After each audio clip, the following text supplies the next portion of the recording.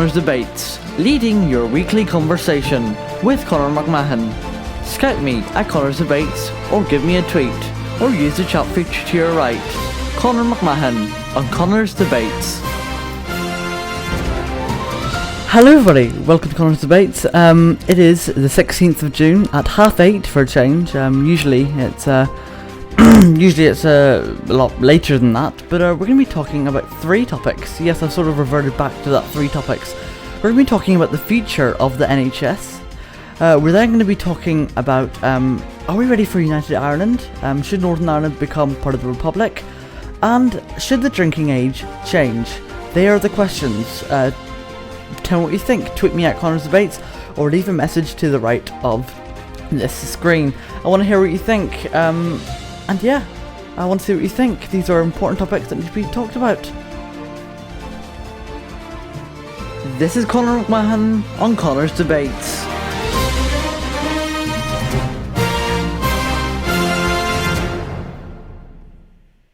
Okay, so we're first going to start off with talking about the future of the NHS.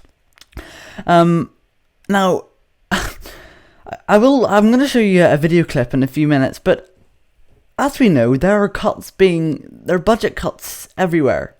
And a lot of people are saying it's all to do with David Cameron, and that's because of the new Conservative government. It's because in the election, the Conservatives got the most votes, and that is their aim. And a lot of people are saying that they're only really catering for the people with money, for the people who are able to pay for expensive health costs, and most likely at this current moment have health insurance, so it probably won't make much difference to them anyway. But then on the other hand, the NHS is free, people are overusing it, people are just getting drunk out in the streets because they know, if something happens to me, I'll get free healthcare. People are not taking the health service seriously, and they're using it as just something.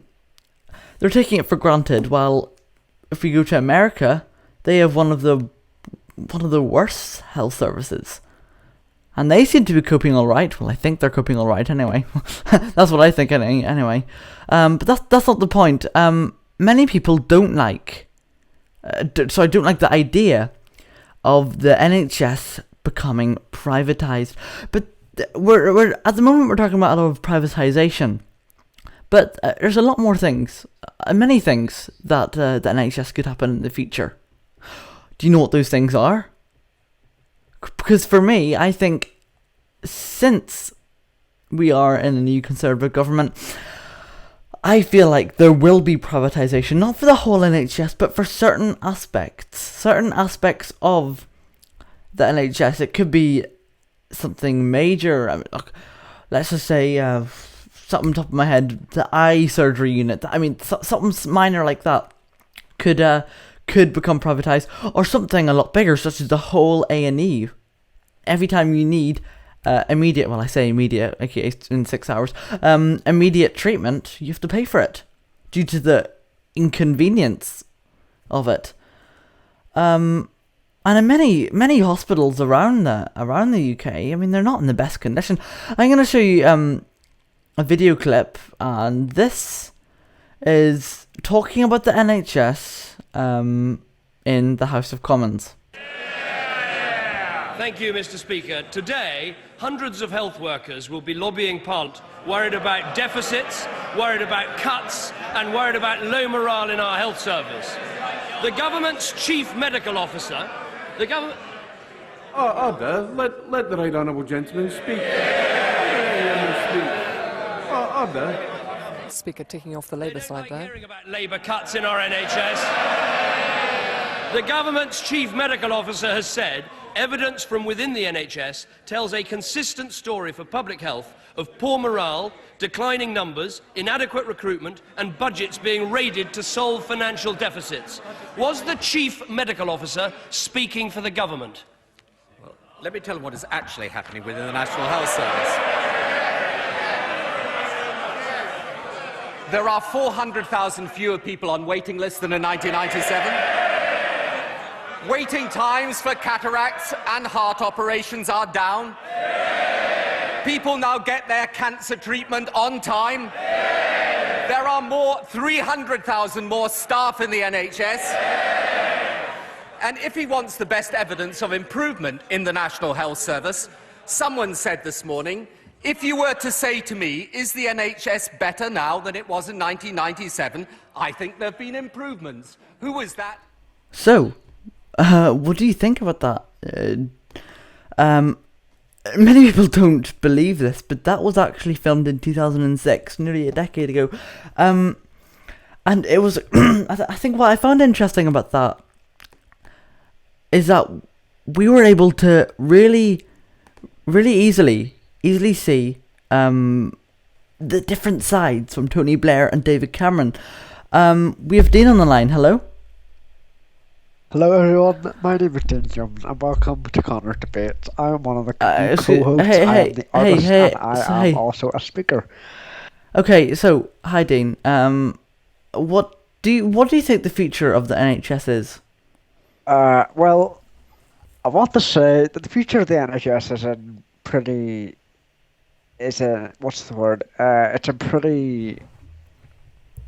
the future of the NHS is quite uncertain right now because, let's be honest, most of the resources of the NHS are abused. People absolutely, take definitely advantage of free healthcare.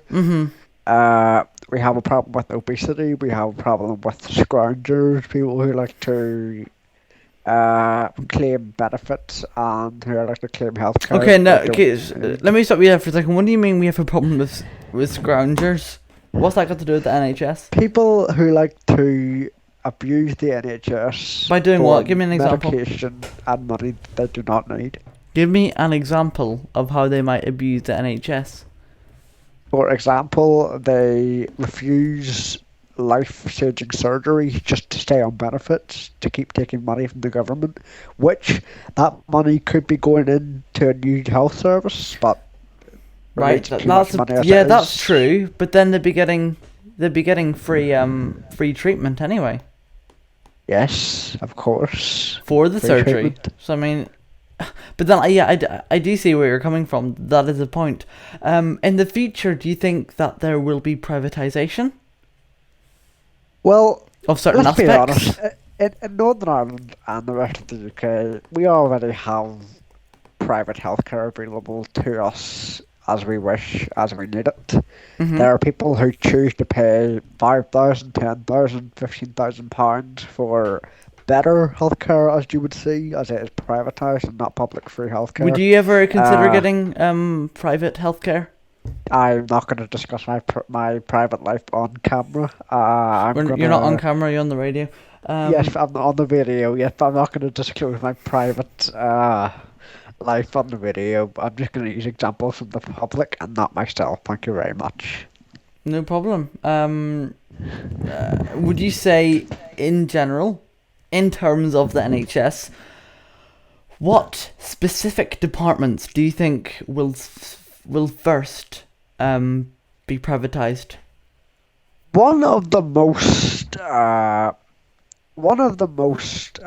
controversial department of the NHS is the cancer department, where they treat cancer, radiotherapy. No, I very much doubt that would be the first one to be. Yes, but let me finish, Connor. You don't let me finish. Okay, continue. Sorry. Don't interrupt me. No. You don't interrupt me when I'm talking. Listen, stop being so cheeky. Just talk. No, listen. Let me just finish my point. Okay. The cancer department, which not the cancer department, but the cancer treatment department of the NHS, which treats things like leukemia, childhood cancer, all different types of cancer, using treatment such as radiotherapy, chemotherapy, different types of drug trials, all that. A lot of money goes into that, and I could see in the future it being privatised, because if we have a private health system like America does, America has it may not have the best health service in public view, but it does have a very good health services in its health care service, if you know what I mean.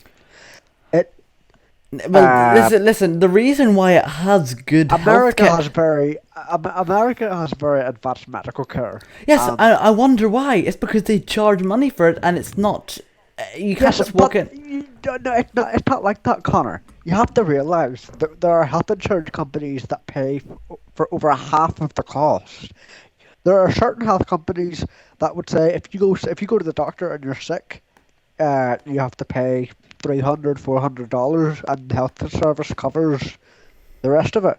Or there's different plans where if you get cancer, God forbid, they would pay, I don't know, half the treatment, 5,000 of your treatment, and then you pay the rest of it. Okay, I see where you're coming from. So you're saying that you think that America's idea of treatment is slightly better because you're gonna get less people taking advantage of it. We have Yes, that's exactly what I mean. That is exactly what I mean. We've got a comment from. You cannot. We've got a comment from. Shut your mouth. We've got a comment Connor, from Hip Replacer 7. Connor, and he. This is not the. This is not the. I'm just gonna mute you. I'm just gonna mute you for a second. This is not. Just gonna mute you. Okay, sorry. Okay, I've just muted him. We have a comment from Dan Schuster saying that he agrees that cancer treatment is so controversial, and that he does not agree. Clearly, that cancer treatment will be privatized. And he has to watch Breaking Bad. Oh yeah. Have you watched Breaking Bad, Dean? Sorry, I've unmuted you because you were doing my head in. Yes, I've got Breaking Bad. Then again, do you really think Breaking Bad is the best idea of what the health service in America? Actually, that's probably accurate. No, it isn't. It's a TV show, Connor. It is a TV show. Yes, but it. Right, listen. Why are you saying Connor? I mean, Tip Racer 7 was the person who said that. Listen up, motherfucker. I am trying to make my point. Okay. Okay, I'm sorry about that. God, this is. Dean, this is before the watershed, and he just swore. Yes, I know. But listen. I'm sorry, I might have to hang up. The point I was trying to make: American citizens have to pay for their healthcare, right? So, if you think about it, their healthcare is obviously going to be better in some ways because they have to pay for it. They've got no choice. Right. Do you understand where I'm coming from? I do see where you're coming from. Yes. But I do. We've sort of went from the NHS to the health service in America. I mean, we've just but I'm trying to compare the two. Okay, yeah, I see what you're coming from. Do you think obviously too narrow-minded and stupid to realise the point I'm trying to make? Dean, this is coming from you. Now, listen, Connor. Listen, I'm trying to make a point on the show tonight, and you're trying to interrupt me. I'm trying to make a point.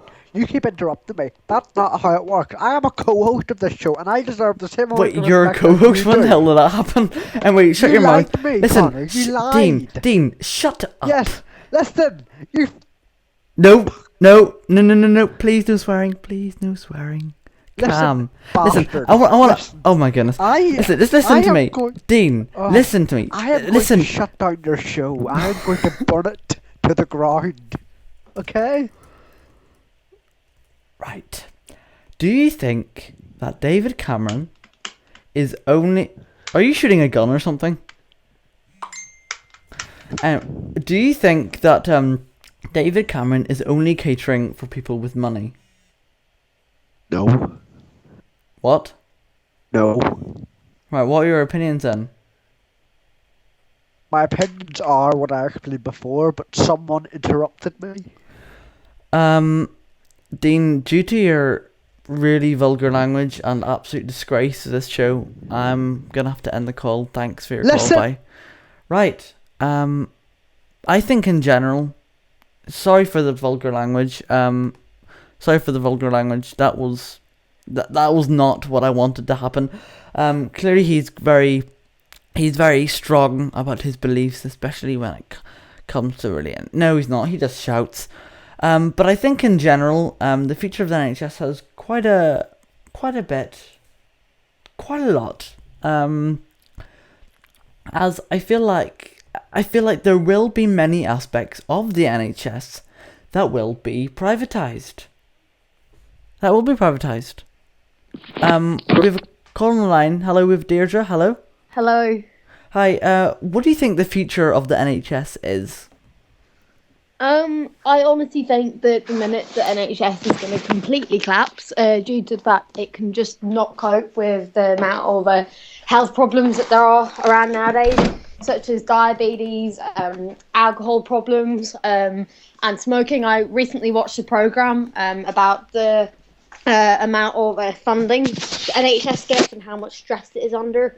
To be able to give everyone the amount of help they need. They're having to make so many cuts. So in the future, I don't really know if we're actually going to have an NHS or it will probably be privatised. And to be perfectly honest, in my opinion, if you smoke yourself to ill health and if you drink yourself to ill health, I think you should have to pay for your treatment. Okay, so you think those aspects of the NHS, such as, let's just say, I don't know, lung cancer or something, well, obviously in terms of that person smoking, you think should be privatised? Do you think that aspects of the NHS will be privatised or the whole thing will be? I think that's quite a hard one. Well, if we're not careful, I think all of the NHS will eventually be privatised, but I think there'll be too many people protesting against it for that to happen. But under the Tory government, I'm pretty sure like this will happen, and it's something we all need to be quite careful of. But to be perfectly honest, it's just the way our society is. People go to the NHS for small problems that they could easily sort out. And do you think that David Cameron is only catering for the rich? Well, that is sort of what the party is in a way about. It is about conserving, the power of the rich. And I'm not saying that they don't do anything for the poor, but that is what the party sort of stands on. So it's going to be quite worrying for particularly working class people and people who don't earn as much money for the future of the NHS. Because if you can't pay for your health treatment, you're completely screwed. There's people are out there that have cancer and they've gone to the NHS doctor and they've been given the all clear and they've been able to pay for private treatment and they've caught cancer just in time. So I think, to be honest, in this day and age, money can sometimes, be to do with life and death, because at the minute, the NHS, especially in GP practice, there are being quite a lot of bad mistakes being made, and it just is not very good. Well, yeah, absolutely. I know in America, some people, if they feel ill, they'll ignore it because they don't want to spend the money on getting treatment, and that can lead to, as you said, death in the end. Which, so in a few words, what would be your stance be? Would you want the whole thing to be open to the public where they can go in and have healthcare for free? Would you want only some aspects of the NHS to be privatised, or do you think the whole thing should be just privatised completely? Well, personally, I think some aspects should be privatised. I think if you go out on a night out and you get completely pissed and you hurt yourself, you should have to pay for the treatment, because it is not fair on other people in A&E who are hurt through no fault of their own, who are having to wait for hours and hours to get treatment because of people in front of them that have got themselves into self-inflicted trouble. Also with cosmetic surgery, did you hear about that disgusting woman who got a boob job on the NHS? Yeah, I did hear. That What's her name again? Never ever happen. Well, actually, the reason she got that was because she's a liar. It was affecting her mental health. Yeah. But also there was another guy, and he got a free nose job on the NHS because he said it was affecting his apparently mental health, and that is complete balls. They just wanted a free job on the NHS. Look at her. She is the most disgusting creature. She said she was gonna have an abortion to get on Big Brother. Oh yes, and then she's that woman. When she found out that the baby wasn't a girl, she smoked a whole pack of cigarettes and got drunk. You just think that, and then she wanted to sell her birth online. Who actually wants what person wants to see sells tickets for people to see them give birth? I think that woman is probably. I think she's a bit of a sociopath.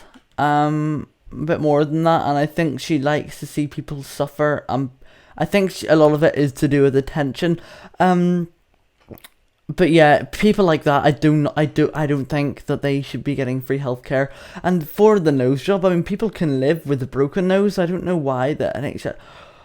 I just think, obviously, with a broken nose, if it's like from like an accident, okay, you can get that treated. But if you just have a slightly crooked nose and you're complaining about it, if you're that desperate and if you hate it that much, you would save up money and you would get it done privately. I don't think that the NHS should be dealing with cosmetic treatment. That is a completely different thing. Some people say that people shouldn't be allowed sex changes on the NHS, but I do disagree with that, because people who have gender identity disorder, who don't have the opportunity to have a sex change, it can lead them to having a lot of mental health problems. Okay, which so you cost think the NHS even more? So you think that people who want a sex change should be funded by the NHS? Well, I do, but at the same time, you do realise that people who do want a sex change on the NHS, they have to wait for like 2 years and they have to be seen by like 3 psychiatrists, and it has to be absolutely proven that they 100% had this condition for them to go through, and it takes years and years.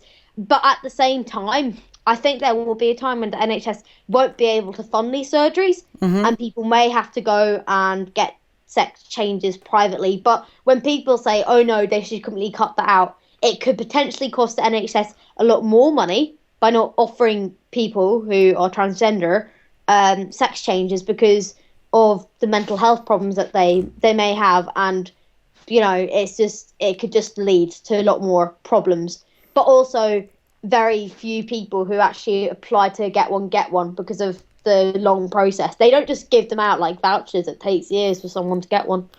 Absolutely, very good point. Thank you for talking, Deirdre. Bye-bye. Thank you very much.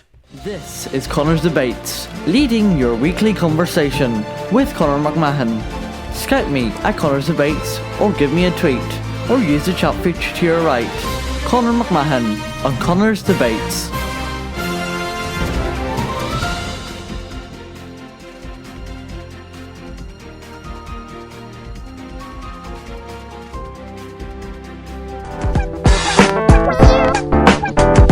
Is Conor's Debates, leading your weekly conversation with Conor McMahon.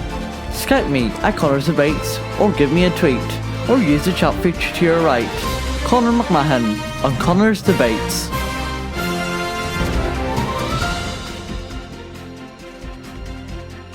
Conor's Debates, leading your weekly conversation with Conor McMahon. Scout me at Conor's Debates, or give me a tweet, or use the chat feature to your right. Conor McMahon on Conor's Debates. Okay, sorry about that little technical difficulty. So we had a little chat about the NHS and what the future of the NHS is, and we went on about certain aspects that should be privatised. Sorry about the vulgar language that was aired before the watershed. Conor's Debates does not have a delay timer on it to edit that out, but hopefully that was not a big deal. I think in general, I think it's interesting to see. But next, we're going to be talking about, are we ready for United Ireland? Should Northern Ireland become part of the Republic? Tune in soon. This is Conor McMahon on Conor's Debates.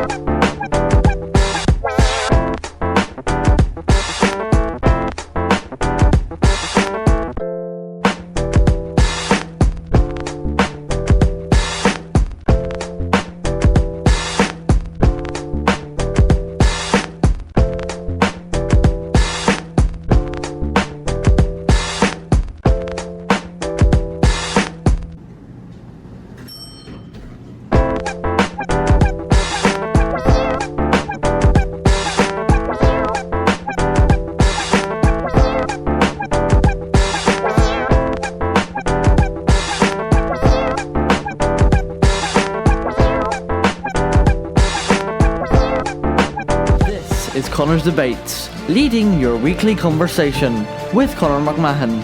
Skype me at Conor's Debates, or give me a tweet, or use the chat feature to your right. Conor McMahon on Conor's Debates.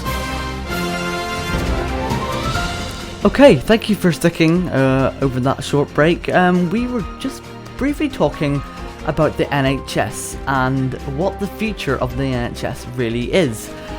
We talked about aspects that might be privatised, or the whole thing being privatised, and different aspects of the ward, such as cancer and things like that. We're now going to be talking about the United Ireland, and if the North should become part of the whole of Ireland. Do you think we're ready to have this big changeover, or do you think that it's never going to happen, or do you think we need to wait for a little while? That is the question. Please tweet me at Conor's Debates, or leave a comment to your right. This is Conor McMahon on Conor's Debates.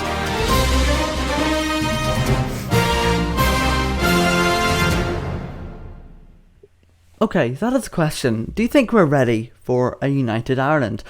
Sinn Féin are the most prominent party who are for this, and they say that they're equal in their beliefs, but they do want to unite Ireland as they think it would be the best. Okay, the title screen is a bit over the top. It says Orwell loyalists see this as a declaration of war. I don't know if you could go really that far, but I feel like there will be a lot of protest if something like that does happen. Probably a lot worse than the ones on the City Hall in 2012 of December. Because if they act like that, over a flag, how will they act when their precious Northern Ireland turns into the north of Ireland? We have Dan on the line. Hello. Hello. Hi. What are your opinions on this? Do you think that we're ready for United Ireland, or do you think that it's too early, or do you think it will never happen? Well, I wouldn't say never happen, because I mean it's more likely than certain things to happen. But I don't think it'll happen anytime soon, because for the easy answer, the Republic spoke. Yeah, absolutely, and that'll be a bit of an issue. Absolutely no point in trying to merge with a woke country, and also if we do, you'll never hear the end of it from all sides. Still reading, arguing, and probably I honestly wouldn't expect that. No, I wouldn't expect. I you know what I mean. For there to be another Troubles. So I can make no sense. Something like that, but again, you saw in December 2012 how the loyalists reacted to a flag. So if something, I would say, 10 times more serious than this, what would... Yeah, I mean, it's quite scary to think. So, do you think that the loyalists will see this as a declaration of war? Of course they will. I mean, if they see a rectangle of cloth being taken down from a building, which from part of the building which no one looks at, is eroding their culture, then I'm pretty sure that'll be war. Well, I wouldn't. A lot of people do say it's a piece of cloth, but for a lot of people, that piece of cloth does mean a lot and symbolizes a lot, due to their family being very proud and British and serving Britain. But I feel like, yeah, in a sense, you could say it is a piece of fabric. And in the City Hall, when it was taken down, did anyone actually know what was there? Because I know I certainly didn't. According to one of my friends, who I think had quite loyalist views, she said that she did notice it because it was beside the Christmas light, which didn't work, which would explain a lot. Like if you're looking up and I know who you're talking about. Yeah, I won't mention her name, but again, she would be very loyalist in her beliefs, and she was even really making fun of the fact that she barely even noticed it was there. No, she was actually being quite serious. Oh, really? No, yeah. Okay. But I do think in general, do you think that we're ready for United Ireland? Or do you think that will cause, as you said, any troubles? Also, I don't really see any point of going to the south, because you won't gain anything. that Yeah, much. how would you feel about changing to the euro The euro. and having your Amazon packages late? Well, since currently the pound is worth about 15 euros, I wouldn't want to change No to euro. overreaction at all. But now I'm very uneducated on this subject, so correct me if I'm wrong. But tax in general for large companies is lower in the south, isn't it? I have absolutely no idea. Right. Well, I know Amazon have their headquarters in Dublin. Dublin, yes, somewhere in Ireland. Due to the low tax, and they actually don't really pay any tax at all, which is very controversial due to that. Okay. So, that's just how it is. I hope you don't mind, Dan, but we're gonna add a person to this call, Oh, so it'll be fine. a bit of a conference. And this person was a bit vulgar a few minutes ago when we were talking Right. about the future of the NHS. So we have Dean on the line. Hello. Hello. Hello? Hi. Do you think we're ready for United Ireland? And Dan, Personally- you can interrupt if you don't agree with anything, as this is Wouldn't a really great chat. Personally, I don't believe we are ready for United Ireland, and let me just make this point.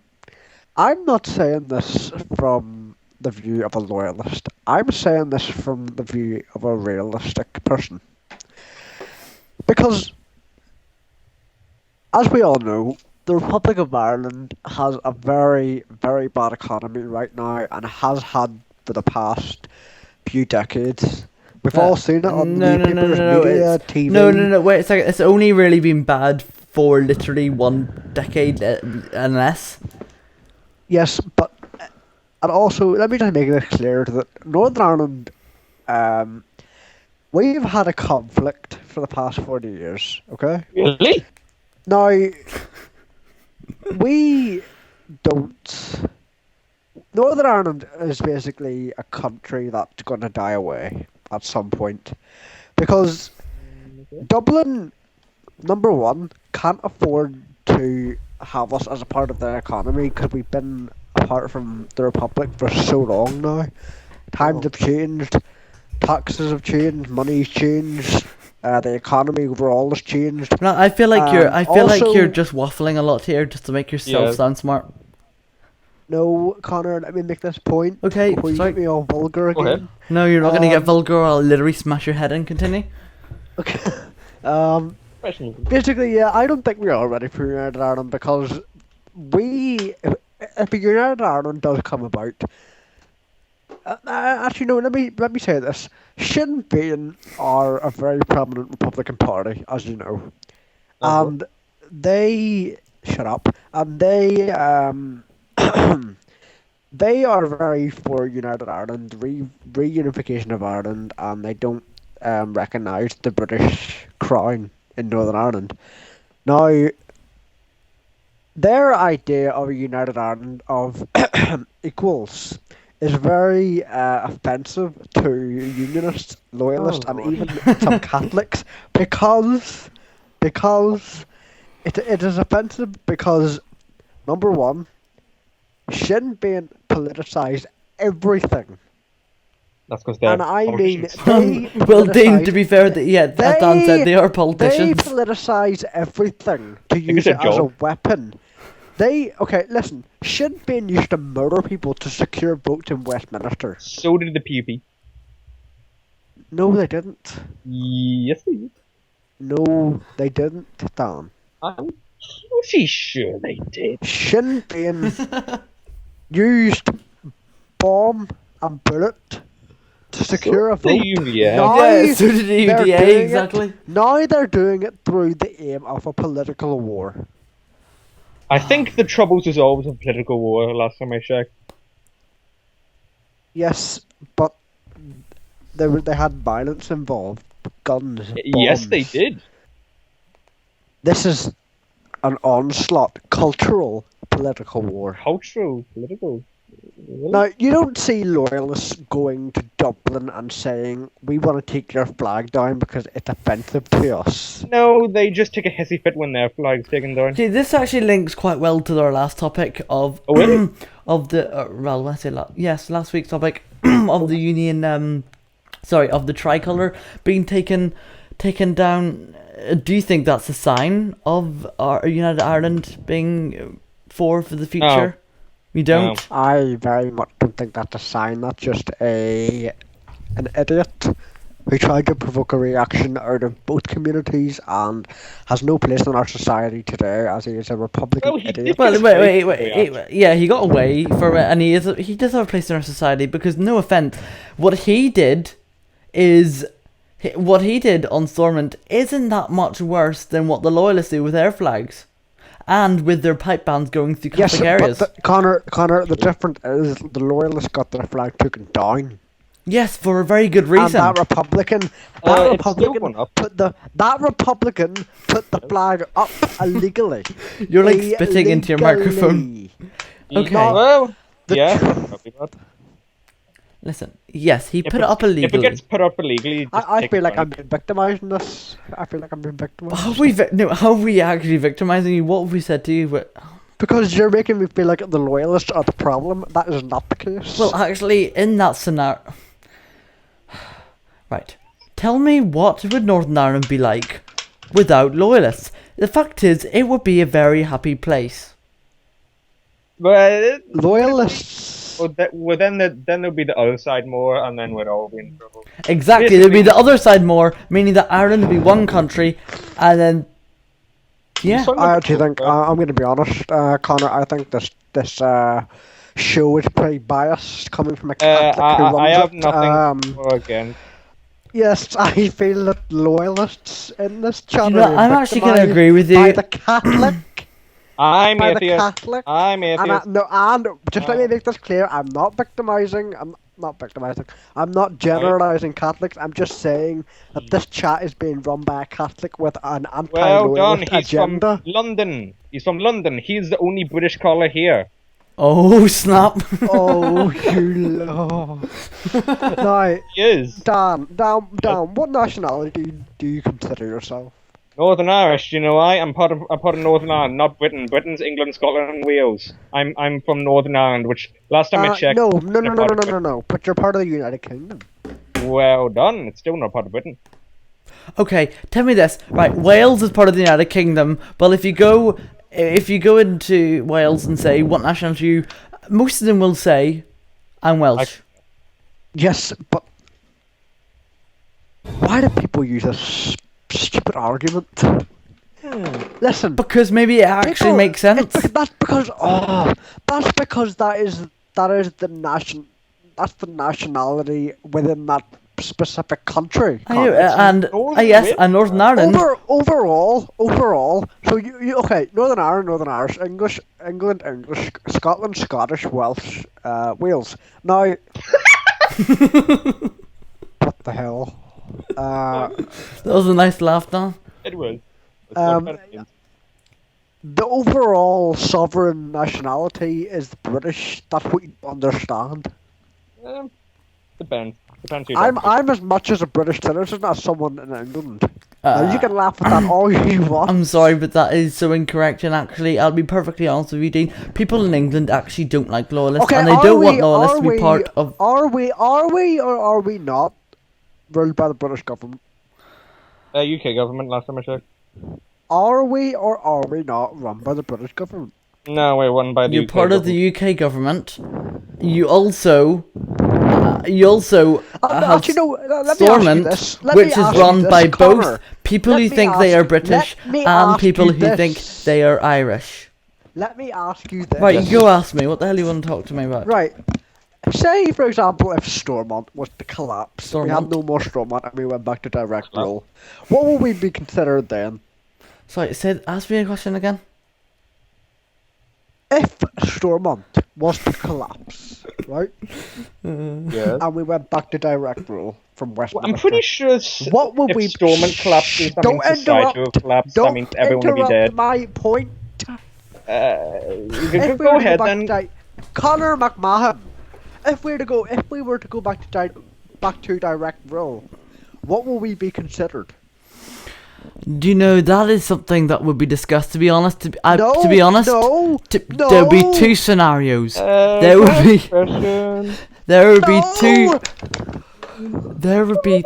I might hang up because this is getting a bit. Connor, don't hang up, please. Are Give you me a like? chance. Are you like attempting to? Listen, two scenarios. Oh, Jesus! You said my last.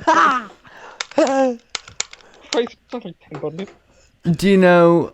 I'm just gonna hang up. Well, Sorry about that, people. Okay, what was the question again? He said what would happen. yeah. Can I was trying to ask a question. What exactly? Oh, hello, Connor. What exactly was direct will? Was that the was that Irish people doing it, or was it the English people? I don't know. Echo. I mean, to be honest, I think with that question he asked me, what would happen if Stormont collapses? I think there'd be two things, and again, two things would happen, and I think Northern Ireland would just have no choice but to go part of the UK, or else it would just, I don't know. It's something that wouldn't even be considered as something. Dan, thanks very much. Is there anything else you want to say? I'm pretty sure that if Stormont collapses, then society will collapse, and then we'll all be buggered. Well, that's the problem. That's what will happen. Thanks very much, Dan, You're for welcome. speaking. I hope your partner in crime wasn't wasn't too much of a pain. I have a partner in crime. Sure, yeah, Dean. Oh God, he's my partner. Well, in this scenario, he was, but to be honest, I think he just. Let's just end it. I hope to talk to you again on Conor's Debates. Thank you for participating. Oh my goodness gracious me.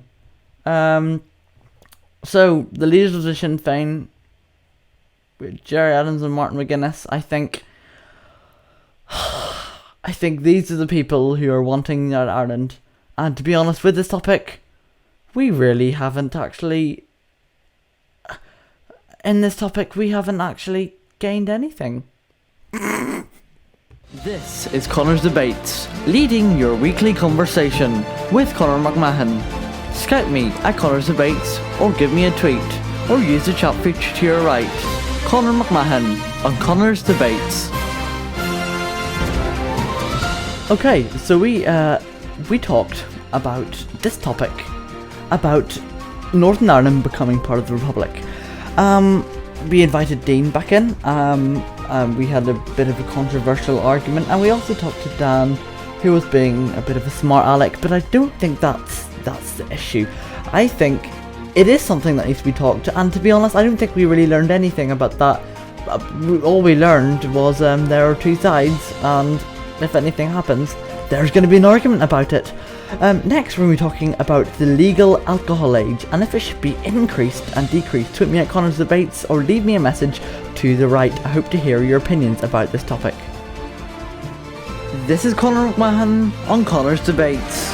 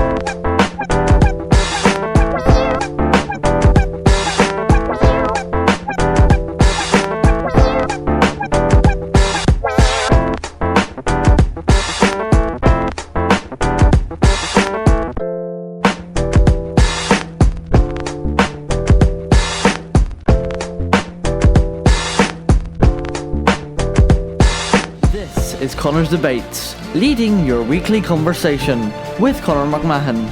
Scout me at Conor's Debates, or give me a tweet, or use the chat feature to your right. Conor McMahon on Conor's Debates. Okay, welcome back from the break.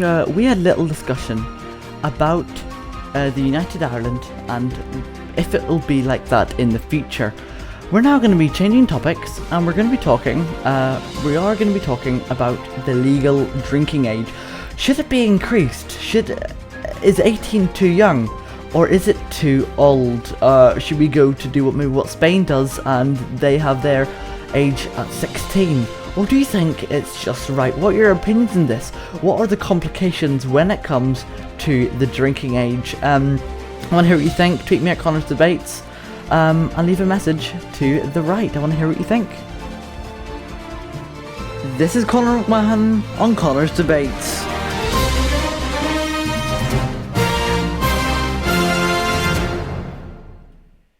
Okay, this topic is controversial in its own way, but if you want to hear my opinion on it, I think it should increase, and I'm saying that for a valid reason, not because I'm just I'm so anti this and no. I think it should increase. I do think 18 is too young, and that probably should be increased to maybe 20, if not above. And I'm telling this not just because of a social reason, but I'm saying it in terms of a health reason. If you're 18 and you drink, your liver still has not developed, and if you drink heavily anyway, especially if you drink and your liver still hasn't developed, you will damage it, you will affect it. But then people will use the argument, yeah, but in Spain they're legal, or their age limit's 16, what about that? And my response is always the same. In Spain, their view on drinking is a lot more suitable, it makes more sense, and it's 100% more mature. They don't drink just to get drunk, they drink to socialise in small amounts. I mean that when you're 16, you're already mature enough to do that, and many people will even just refuse at that age as well. I mean, when I went to Spain, I was offered, but I didn't accept it, but just because in where I live, it's not. It's a different cultural concept when it comes to alcohol. We have Conor on the line. Hello. What are your opinions? Do you think that the drinking age should increase, or do you think it should increase? I don't know. The drinking age at the moment is 18, but a lot of supermarkets now have that Think 21 policy. Yes. So I suppose you might as well say it's 21, depending on where you go. So what is the Think 21 again? Isn't that where they will ID you, even if you're... Yeah. If the person believes that you're under the age of 21, I think it goes along the lines of alcohol. I think it's knives, prescription drugs, certain drugs, and alcohol, and I'm not too sure what else it covers. Yes, I think things, yeah, like knives, alcohol, chocolates, and stuff like that. So the Think 21 is where, is that where they're saying that you have, that they ID you, and if you're 18, they will let you, or do you have to be 21 to buy it? No, I think if they ID you and they say that you're 18, you can buy it. I'm not too sure. See, yeah, that's only when they ID you. But I mean, if you have the necessary ID, I mean, Fake IDs aren't too hard to pick up. Like they're not. You can even buy them online, for God's sake. Again, with fake IDs, I don't know how. Do they actually work? it's a hit and miss and depends where you go. Do they have a scanner or something? Not really, no. Right, so It all depends. Right, Like bouncers who work at like doors of nightclubs, they're probably used to seeing so many fake IDs that they know exactly what to look for. Yeah. But the likes of supermarkets, like I know they all employ a Think 21 policy, but I honestly have seen like a good few teenagers in certain supermarkets buying alcohol who like clearly aren't being ID'd by people who just like don't really care. Well, you know, 'cause if you're employed by like so a big did that happen in Tesco? I've seen it in Tesco's in Hollywood quite a few times, yeah. See, if they were caught doing that, they could be fined thousands and thousands and thousands. Yeah, but like I said, like employees really don't care if you're being paid minimum wage for a terrible job. Is Tesco minimum wage? Well, close to it anyway, but yeah, probably. So do you think that it should be? Do you think the drinking wage should be higher than 18 or lower than 18? I think 18 is actually a good age. Okay. I suppose. Well, because I know a lot of people will go along and say like, oh, but you can like have sex when you're 16, therefore drinking should be 16. But over here, there's the law that you're allowed to drink in the presence of your parents at the age of 5. Yeah, well, that's a law that just isn't really taken into account because it's so stupid. Yeah. So I mean, I would never have a go at someone for like drinking at a social gathering, so the likes of New Year's or Christmas, you know, being the age of 14, 15. I know what it's like that way, but going out to buy alcohol for yourself, I think 18 is a good age because I know you were talking about how your liver is still not fully developed, but it's sort of 18, you know, you can sort of decide yourself, you know, you should be in the right frame of mind that you know the limits, like you know your own limits. You're not going to go borderline crazy, but at the same time, I know some people do like to have a good time, and like I myself will admit that there is sometimes you're like, fuck it, and have a drink. Well, I think in general, you think 18 is a good age? I think 18 is a good age, yeah, because most of it, people are ID'd to the age of 21 anyway, so it's technically 18 to 21. And do you think even though if you do get drunk when you're 18, it can essentially affect your liver as your liver hasn't fully developed, do you still think that people at the age of 18 should be mature enough? I think at the age of 18 you should be mature enough to understand the damage that you're doing. If considering you go out every night, if you go out like every weekend and get drunk, I'm pretty sure by the time you're 18 you're going to be mature and responsible enough to understand the damage that you're doing to yourself. Well, if you're what, 16, you're going out every weekend and getting drunk, you obviously are affecting. You're clearly affecting your liver a lot more, especially if it's still going to be well undeveloped. And to be honest, at the age of 18, you've probably half broken it to that stage. Yeah. So you think? Fair, I can't say much. But so you think that drinking age is good at 18 and it shouldn't really be changed? Not really, no, because I feel it would cause more problems if it was dropped to 16. Oh, absolutely. Yes, but it definitely would. At the same time, there's like, I don't know, it's weird to people, but I feel myself, it's like, when you come to the legal age of doing something, it's not as fun, if you know what I mean. Like, getting a fake ID and trying to sneak into a club when you're like 16, the club's 18, you know, there's something like, oh yeah, it's exciting and fun that you're sort of drinking illegally. But when you sort of become 18, I don't know, it doesn't seem as fun anymore that you're able to. Then again, when you're 18, you're more mature to realise that what you're doing is responsible. Well, hopefully. Yeah. But yeah, that's an interesting stance. Thank you very much for ringing in, Connor. Not a problem. Thank you very much for having me on the show. No problem. Bye. So, that was interesting. Connor thinks that the drinking age should stay at 18. I just realised on the slide, I just realised that I left an apostrophe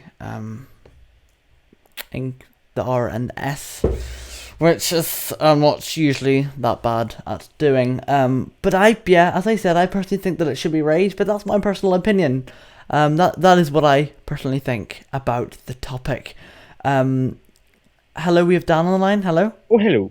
Hi. What is your stance? Do you think that the drinking age is too low or is too high? I frankly think that it should just stay where it is. Stay at 18. I mean, they're just like, people who are younger than 18, they're just going to get by around it, and they will just drink, so there's no point really hiring it, because people will find a way to, drink younger. Well, I know exactly. I mean, in terms of fake IDs, as I was talking to Conor beforehand, were you listening to that? I was listening. Oh, thank you very much. Well, there are websites all over. You can buy a fake ID for 20 quid. Different. Sure. Yeah, I mean, you can get them to different levels and stuff like that. But I think your basic one, I think you can even get it for less. Sorry, you heard my screenshot there. I'm going to screenshot a picture of the image and put it in.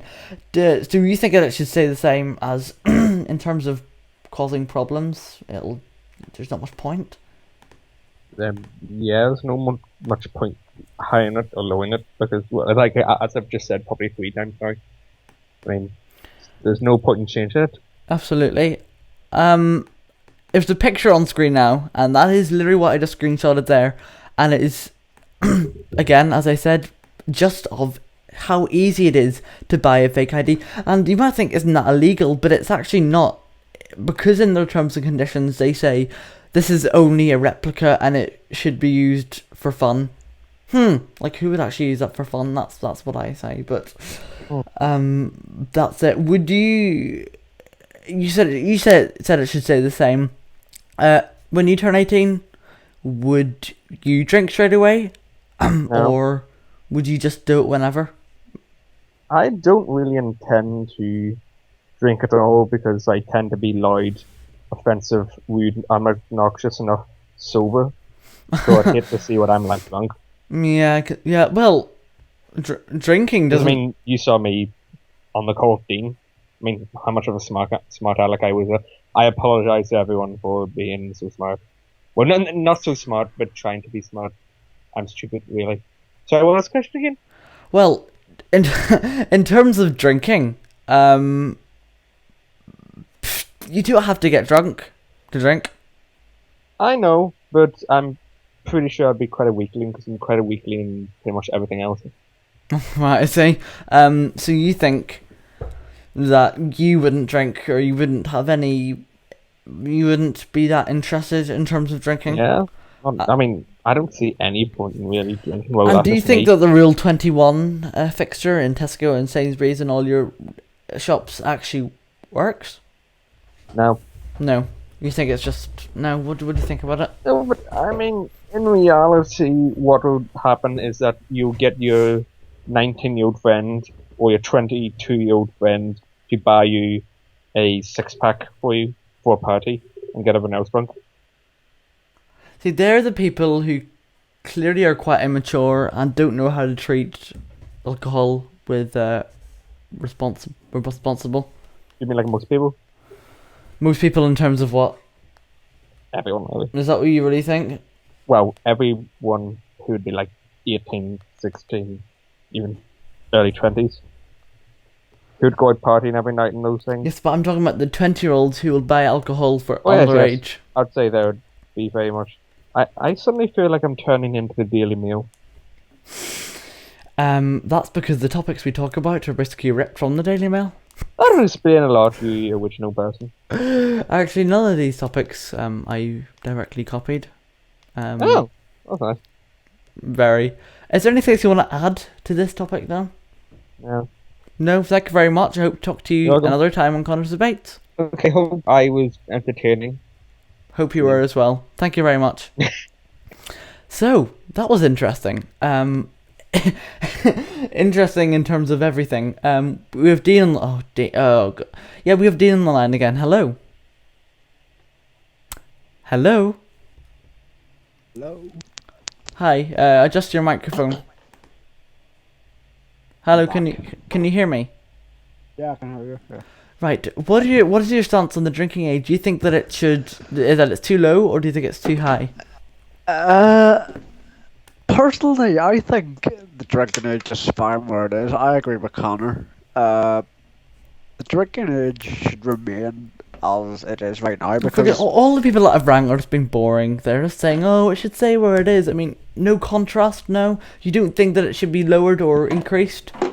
I don't think it should be lowered because at 16 we already have a huge underage pregnancy problem. Wait, what? Uh, But where the hell? Do you want me to speak or not? Yep. Continue. We already have a high enough teen pregnancy issue right now in the United Kingdom, especially, and we certainly do not need a drink problem. Uh, Fair enough. People can use fake IDs to get in and stuff, to get into clubs and bars where it's 18 only. But as I say, we don't need. We shouldn't bring the drinking age down to a point where it's going to cause a national epidemic, if you know what I mean. Right. Well, in Spain, as I said before, have you been listening to the stream? Yes, I've been listening. And did you hear what I said about Spain? Yes. What was that? 16. Right. Well, But as you said before, Connor, they're cultural. They have a different cultural. yes, that's exactly what I said. The cultural differences are different. You have to think of it this way, right? Spain are a mainly Catholic country. Wait, They have, whoa. They have. Listen, Connor, I'm not going to go into politics. I just want to say, the Spanish culture is a religious culture. The views they have on drinking is mainly, not all the time, but mainly because of religious reasons. Oh, so you're saying that actually, because they're religious, they have smarter views and decisions on alcohol. So actually, No. having religion into that country is a positive thing. No. Yeah. Not at all. Not at all. So are you saying that it's better to treat drink with maturity and respect and dignity, or to just drink yourself? All I'm saying is, you don't have to be rude. Oh, I'm not being rude. No, all I'm saying is, I think the drinking age in the UK, don't compare it to Spain. The United Kingdom. Well, Dan was saying that Spain- people still drink underage no matter what we do. Which is a point. If it is Yes, but you have to understand, we shouldn't bring the drinking age legally down to a point where it's going to cause a widespread, bigger problem. What would that problem be? More people will be getting drunk, more people hospitalised, more people with liver failure, more people with problems. That's because we live in the UK and we're not Spain full of mature people. Yes, I know. So you're saying that because Spain is widely religious, they're more mature? Yes. Oh.